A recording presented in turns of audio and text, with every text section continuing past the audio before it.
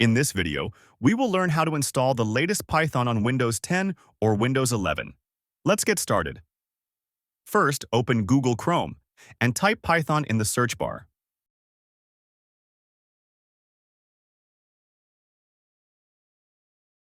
Open the first official website. Then, hover your cursor over the Download section and click on the current Python version for Windows. Wait for the file to finish downloading.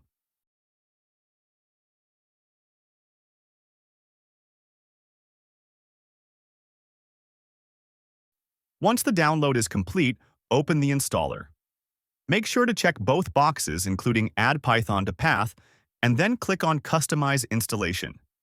On the next screen, check all the boxes to install the required libraries and idle, and click Next. After that, check the option Install Python for all users. Choose the install location if needed,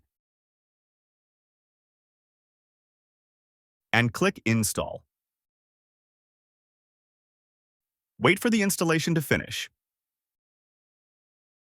To verify that Python is working correctly, open the Windows search bar and type Python IDLE.